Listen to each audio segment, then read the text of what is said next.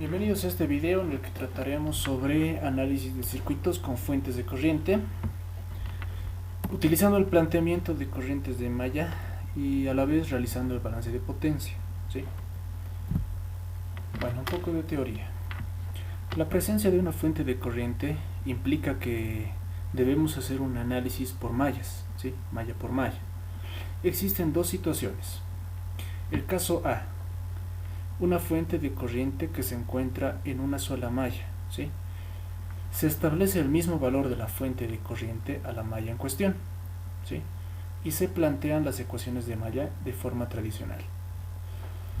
Caso B: una fuente de corriente que se encuentra entre dos mallas.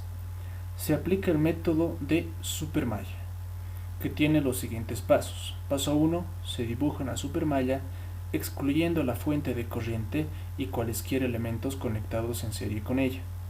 Paso 2: se obtiene una ecuación en función de la fuente de corriente y las mallas donde se encuentra compartida.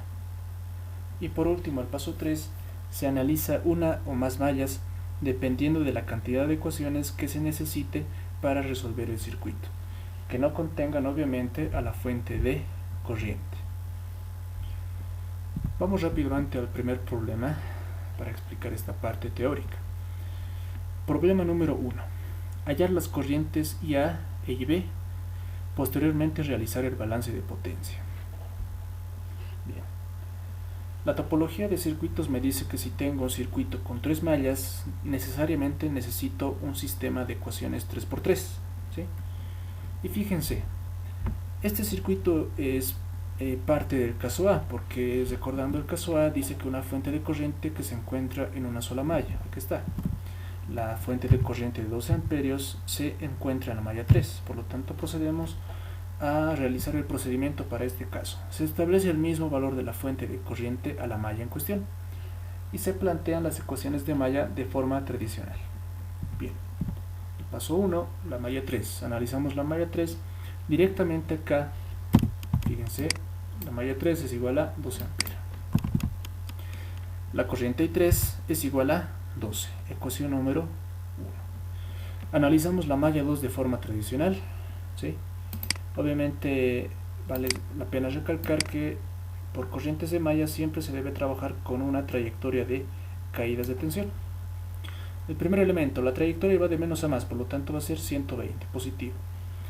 Seguimos la trayectoria, menos 6 y 1, menos 3 y 1, más 3 y 2, igual a 0. Esta ecuación se expresa simplificando, factorizando en la ecuación número 2. Vamos a analizar la malla número 2. Obviamente tenemos la ecuación número 1, la ecuación número 2. Nos falta una ecuación porque, como he mencionado por topología de circuitos, 3 mallas necesitan 3 ecuaciones. Bueno, la malla 2, de la misma forma, mi trayectoria de caídas de tensión generalmente tiene el mismo sentido que la corriente de malla en cuestión, vale decir, la misma dirección que la corriente de malla I2. Partimos de acá, menos 3 y 2, más 3 y 1, menos 2 y 2, menos 4 y 2, más 4 y 3 igual a 0. Se reduce factorizando en esta expresión dada la ecuación número 3. Si se dan cuenta, el valor de la corriente I3 puede reemplazarse en esta parte y solo trabajaríamos con un sistema 2×2, la ecuación número 2 y la ecuación número 3. Acá está mi sistema de ecuaciones, ¿sí? Solamente con dos incógnitas. Resolviendo este sistema digo que la corriente I1 e I2 son 17 y 11 amperes respectivamente. Recordando lo que me pedía el problema, hallar las corrientes IA e IB. Acá sencillamente digo la corriente, bueno, vamos a acercar un poco. La corriente IA está en una rama que está compartida entre dos mallas, ¿no? Por lo tanto va a estar en función tanto de la malla 1 y de la malla 2. Bien, la corriente I1 tiene esta trayectoria de arriba hacia abajo, la corriente de malla 2 de abajo hacia arriba. Simplemente comparando sentidos, la corriente IA comparte sentido con la corriente I1, por lo tanto en forma algebraica la corriente IA es igual a I1 menos I2. ¿Por qué menos I2? Porque I2 está en sentido contrario. Bueno, reemplazando 17 menos 11 amperes me da que la corriente IA es 6 amperes. Vamos para la corriente de rama IB. que está compartida entre las mallas 2 y 3, ¿no?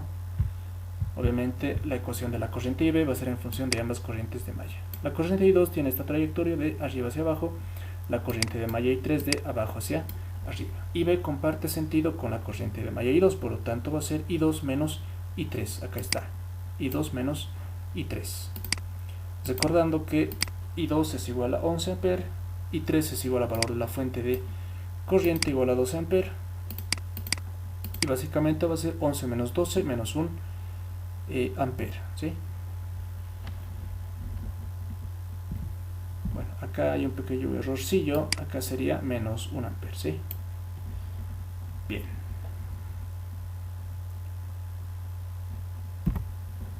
Bueno, una vez encontradas las corrientes, bueno, y A y B, porque es lo que me pide el problema, vamos al balance de potencia.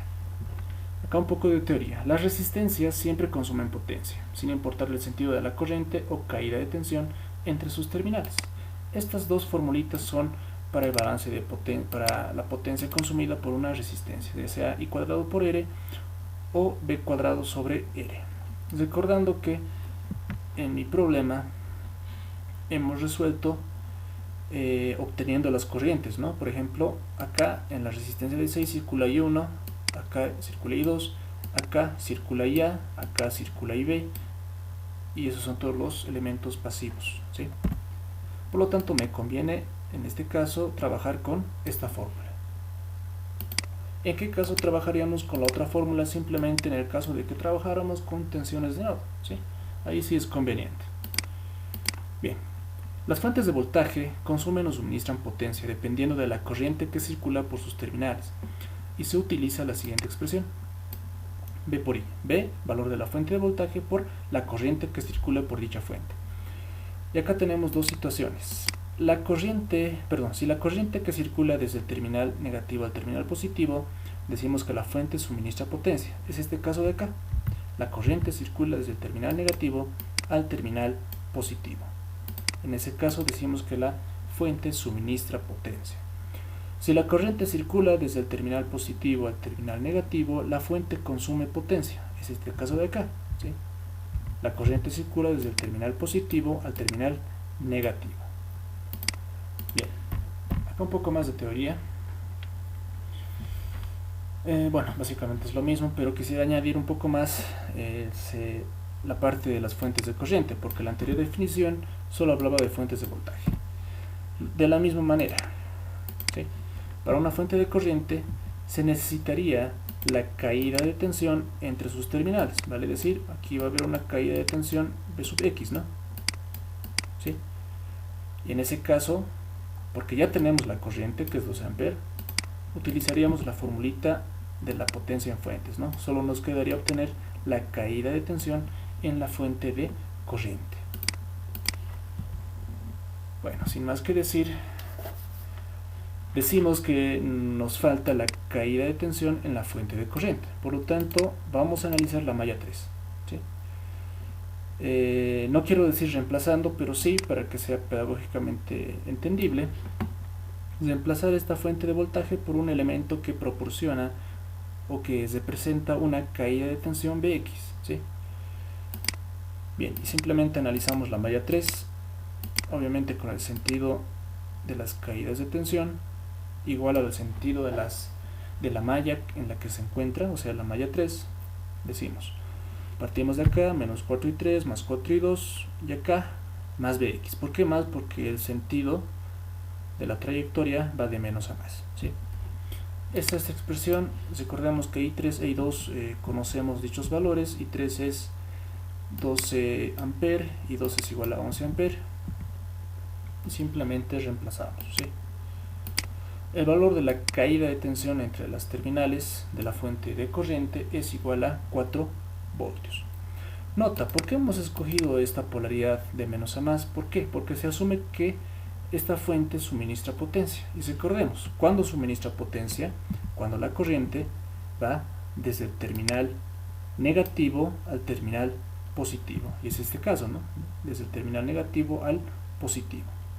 En el caso de que en algún análisis esto salga negativo, entonces sería decir que dicha fuente de corriente consume potencia, ¿sí? Bien, acá está el balance de potencia y vamos a analizar elemento por elemento. Primero los elementos pasivos, que son las resistencias. Bien, la resistencia de 6 ohms, vamos a ver, recordando que vamos a utilizar esta fórmula porque ya conocemos las corrientes de malla y las corrientes de rama, ¿sí? Bien, es este elemento. Por dicho elemento circula la corriente de la corriente de la malla 1, I1, ¿sí? Por lo tanto, la fórmula va a ser I1 al cuadrado por la resistencia. Recordando que I1 es igual a 17,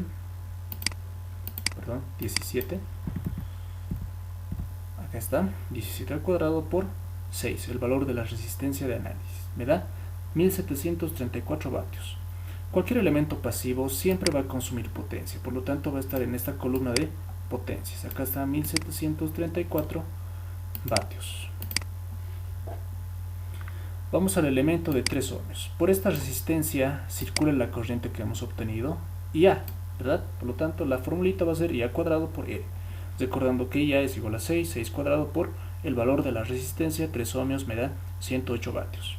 Obviamente en la columna de la potencia consumida. Elemento de 2 ohmios, es ese de acá. Por este elemento circula la corriente de malla I2, por lo tanto la fórmula de la potencia va a ser igual a I2 cuadrado por E. I2 es 11 y 11 al cuadrado por 2 me da 242 vatios. Vamos al último elemento pasivo, la resistencia de 4 ohmios, es esta de acá. Por dicha resistencia circula la corriente IB, por lo tanto la potencia será IB al cuadrado por R. El valor de IB era 1 ampere, bueno, era menos 1, ¿no? Pero como está al cuadrado simplemente va a ser positivo. 1 al cuadrado por 4 es 4 vatios. Vamos a la parte de elementos activos, los elementos de fuente de voltaje y la fuente de corriente, siempre y cuando utilicemos esta fórmula, ¿verdad? Bien. Por la fuente de 120 voltios circula la corriente de malla I1, ¿verdad? En esta trayectoria, de abajo hacia arriba, de menos a más, y recordando, ¿no? Una fuente suministra potencia si la corriente que circula va de menos a más, por lo tanto es un elemento que suministra potencia. El valor de la potencia va a ser el valor de la fuente de voltaje, 120, por la corriente que circula. La corriente I1 es 17 amperes, lo que me da 2040 vatios en la parte de la potencia suministrada. Vamos al elemento de la fuente de corriente, sabiendo que hemos obtenido acá una caída de tensión Bx, si recuerdan, Bx. La potencia va a ser Bx por I. Bx era 4 voltios por el valor de la corriente 12 igual a 48 vatios. Por la misma notación, la corriente va de menos a más, es una fuente que suministra potencia y la colocamos en la parte de la columna de potencia suministrada. Haciendo la sumatoria de potencia consumida me da 2088, haciendo la sumatoria de la potencia suministrada me da 2088 vatios. Por lo tanto, cumplimos con la ecuación del balance de potencia. Acá es importante que se aclare una situación, que la bibliografía, la mayor parte de los libros, trabaja la potencia suministrada como negativa. Por lo tanto, acá va a ser potencia consumida 2088 más potencia suministrada, pero negativo, ¿verdad? Menos 2088. Y obviamente va a dar 0, ¿sí?